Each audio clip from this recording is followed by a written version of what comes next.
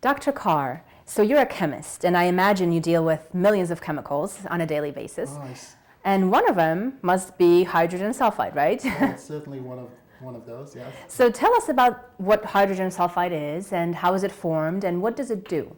Well, hydrogen sulfide is a gas. It exists everywhere in nature. It's a natural product from the decomposition of many organic components.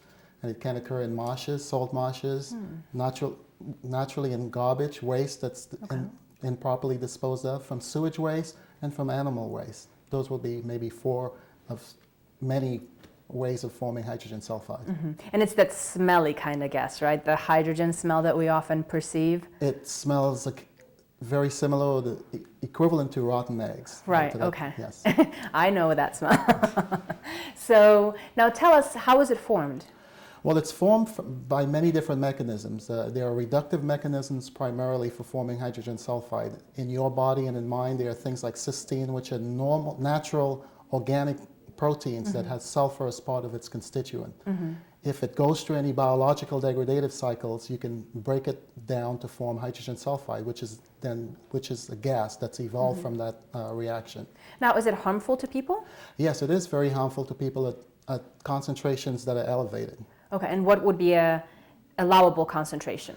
I think anything below 10 parts per million, ppm, Parts per million, okay. would be considered somewhat safe for just transient exposure. But if you're in an environment that has concentration in excess of 10 parts per million, then you must limit your exposure to hydrogen sulfide. It becomes very harmful then. So I imagine in the area, in the vicinity of lagoons from factory farms, for example, the concentrations would be higher than 10 parts per million? Yes, I think there's a possibility that if you have sufficient waste and if the conditions are right, that you can generate levels in excess of 10 parts per million. Wow.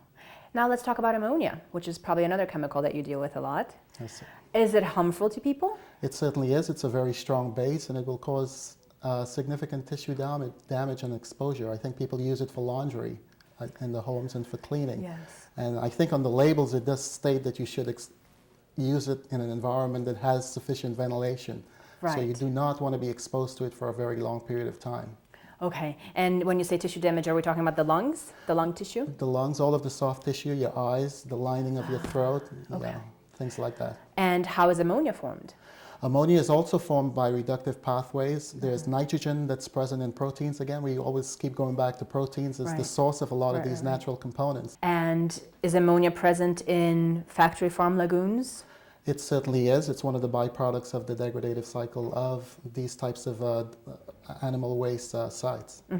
Dr. Carr, I've heard of cases of ventilation systems failing within the factory farm facilities and casualties of thousands of animals, pigs. What could have caused that? Well, I think hypothetically in an enclosed environment where you have these types of waste indoors, there is a potential if the ventilation system fails that you can accumulate levels of H2S or ammonia above and beyond the threshold limits.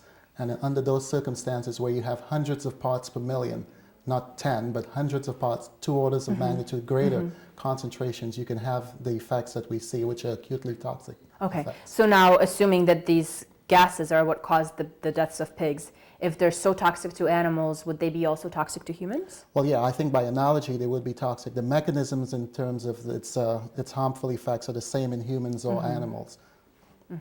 So the potential for injury or even death to humans is there with factory farms in case of a problem with ventilation. Yes, in terms of critical failures of ventilation system, I think that potential certainly exists. And of course, these are just acute cases that we're talking about here, but chronic effects must be equally harmful and equally debilitating. Yes, I suspect there is some information in the literature related to chronic effects, and I'm not an expert in that area. We'll talk to Dr. Kilburn about that. He is the expert. Yes, so I'm sure that potential exists again, that you can have chronic effects from latent and long-term exposure.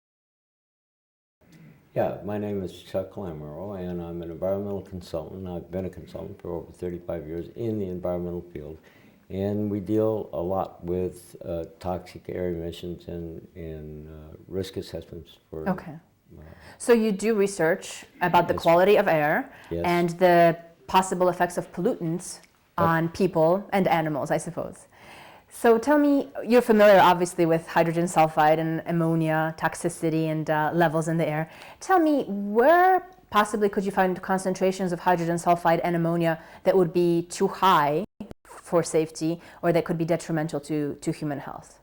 There are various places, but generally speaking, they'll be concentrated with and associated with animal feedlots, large dairy enterprises, any grouping of large grouping of animals that have manure and they and runs off and collects into various ponds or holding places that become anaerobic and generate hydrogen sulfide gas as it decomposes.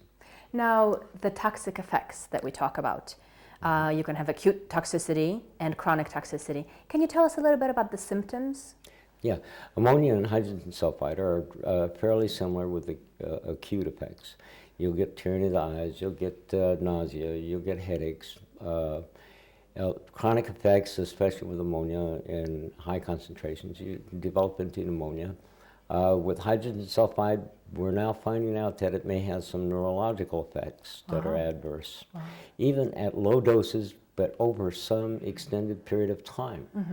And we feel that this is a front runner of a system that should be investigated very carefully, because there is a definite correlation between human beings and the toxic effects of any of those compounds. Now, when you say neurologic symptoms, what do you mean?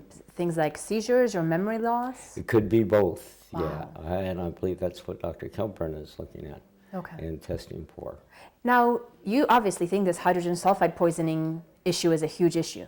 Do you think that there's a need for the general public to be made aware of it? I do. I think the general public should be made aware of it, just as they have been in the past with asbestos. I believe that we're going to find out that hydrogen sulfide may become as insidious as asbestos was over the past very decades. scary. Very scary thought. Yes, it is. And of course, asbestos is carcinogenic, and we don't really know yet, right, if hydrogen sulfide might be. That we don't know, but we do know at the beginnings of all the testing that's been done and documented that hydrogen sulfide does have some very, very serious consequences, and most likely they're going to be long-term. If they affect small children, that child could have a learning disability, the same as what if they're exposed to lead. They could have a learning disability that will last them a lifetime. And I think that people should be aware of all these factors. Of course. So as an environmental consultant, you of course offer solutions to these problems of hydrogen sulfide and ammonia emissions and toxicity. Tell us about some of the solutions that might be possible.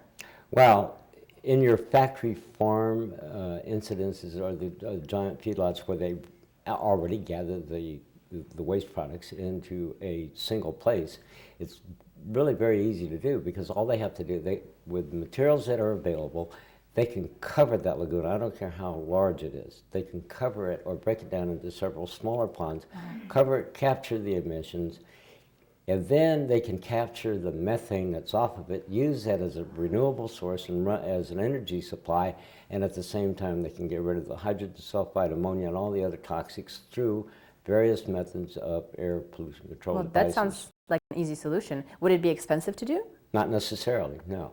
Wow. As a matter of fact there were some experiments, I believe, that were run in Maine with some cow and pig farmers on a very small scale. And they found that the methane production from the decomposing waste was enough to supply all the electricity to their farms for a year. Wow. So it was basically free. That's great news, yeah. Which offset any other costs that they had to treat the waste. Right. Now, of course, the alternative to factory farms are small family-operated farms. And in your expert opinion, do you think that those family farms also pose a hazard as big as factory farms with lagoons? No, it's a scale of economies, I believe. Smaller outfits, probably not as much. Simply because they just don't have the number of animals that are available, and they control the waste in a different manner. And of course, dumping manure in a field as fertilizer must have